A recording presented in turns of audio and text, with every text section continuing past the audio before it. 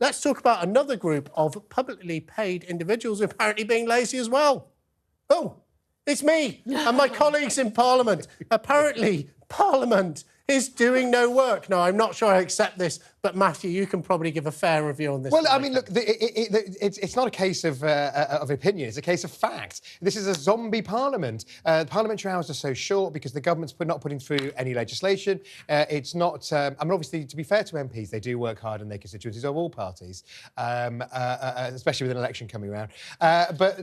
You know, we need a parliament that's got an agenda that wants to change the country, which is why we need the election of which we spoke. Okay. Let's put Parliament out of its misery. Let's let the people decide. Just in case you're watching Ofcom, that was the Labour parliamentary broadcast for Matthew Laza here on talkTV. But Stella, let's talk about the facts. I think actually this is slightly comparing apples with pears or oranges or whatever you want to say. So apparently Parliament is only working 7 hours, 58 minutes a day when Parliament sits 49 minutes longer. So that's how long it used to work. So it's only working 7 hours now. It used to work 7 hours, 58 minutes. But if you go back to the happy, halcyon days of Tony Blair's first term, Parliament was working 9 hours, 15 minutes. Exactly, because the agenda has changed. No, but we've got to be fair. Let's be fair. The reason this is that the working practices of Parliament have changed. It used to sit late into the night. It used to, in some cases, sit all night.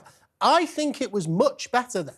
There was much more time for Parliament. There has been a massive change in Parliament that's cut down MPs' working hours because they've moved to more family-friendly hours. Maybe this isn't the very negative story that the FT is reporting. Maybe this is helping young mums, people with families, people you were saying who should be able to work from home. MPs can't work from home. But maybe this is helping more family-friendly hours and helping more women and people from different backgrounds into Parliament, Stella. Despite the fact that there are enough hours in Parliament, as it is, in my opinion, and I agree with you, it does mean that we will have more mothers who are able to work in Parliament. It does mean that particularly people who have maybe problems with their health or who are older or who have other caring responsibilities will be able to work in Parliament or will not completely reject a career as an MP. However, when you're looking at the Parliament right now, there is hardly any legislation being passed. There was this prison bill that we were told is going to come. It never came. Other than I the think post that is office, coming shortly. Tomorrow. We haven't seen him. Hopefully before the next It's general not like the election. country doesn't need things sorting. But there's a couple of bits of legislation that we could bring forward. You're right. The parliamentary legislation is looking quite thin light. on the We ground. are voting on Rwanda again on Monday. I'm going to talk to you about that next week on this show. Rwanda is coming back.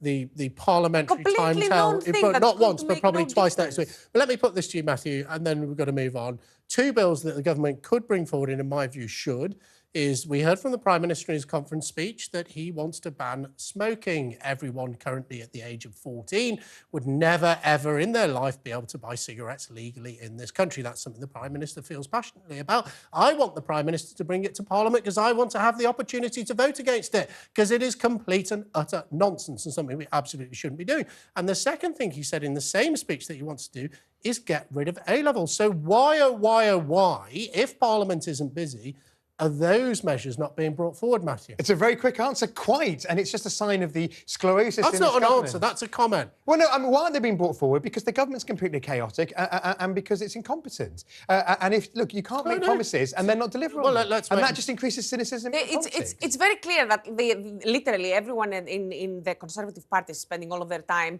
campaigning and trying to find money and trying to find a way to return that 10 million. If you were Rishi, wouldn't you want your MPs busy voting and not plotting? I don't know. Well, look, certainly what this is doing is increasing cynicism on this panel, Matthew. I don't know about in politics more generally. Look, also this week, the Prime Minister has finally ruled out a May election. Now, I'm not sure I buy this because if he ruled it out months ago, no one listened. If you say something and people don't listen, it's not really your fault. But he has unequivocally, and we can go to the clip in a moment, he has unequivocally said the 2nd of May will not be a general election. This is what he had to say about it.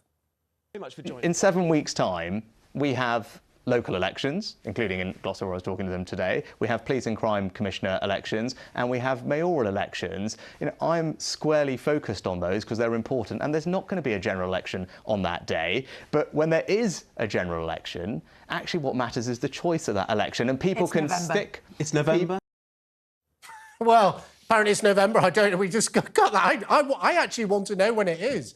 Yeah, but apparently it might be October, might be November, could be as late as January the 28th, 2025. But it is not, read my lips, not going to happen in May, which probably means that it will now happen in May, because I've said that. Matthew, the Labour Party, they're just whipping up. The Prime Minister said months ago this wasn't going to happen in May.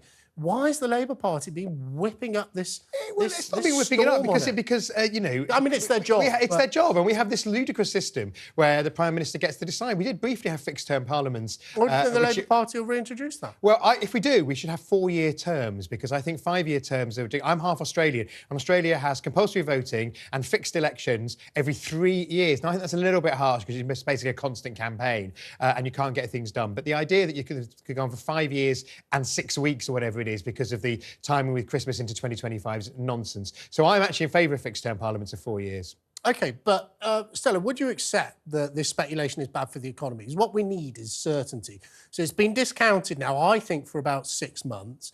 The economy started growing. To coin a phrase, things can only get better, as Tony Blair... It couldn't get worse. Well, the darkest hour appears before the dawn. I've got all of my cliches here about why we should wait. But surely what it gives is certainty to the economy that we're not going to have the disruption of elections. I'm sorry, Jake, but I'm not going to accept that the speculation is coming from the Labour Party and that this is what's harming the economy, when literally Jeremy Hunt, his entire budget was released before he actually announced it. How about that kind of speculation? Well, it's nothing to do with the election. No, that's nonsense, but it's nothing to do with the election, Stella. For weeks and weeks, yeah, but you're talking about speculation and whether it's bad for the economy or not. That. And the only reason there was speculation is because Rishi Sunak did not actually rule it out with his actions, especially with the budget and with everything else that was going on. It still seemed likely that he could be waiting for the very last minute to call for a May election. It is only now, because I think the deadline is like in what, 2 days from now? Yeah, it's Wednesday. Wednesday next week that we're saying, OK, yes, definitely not happening in May. Because everyone else as well, I think,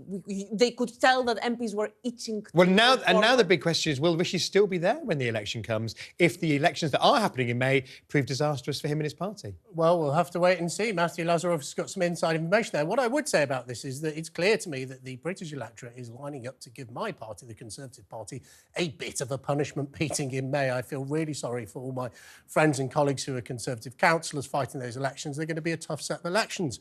But this is not Terra Nova, because in 2019, Theresa May led us to an election in May where we got 8% in a national vote. In fact, the Labour Party didn't do that much better. It was won by the Brexit Party. Of course, later that year, in December, we went on to win the general election. So, as I say, the darkest hour may be just before the dawn.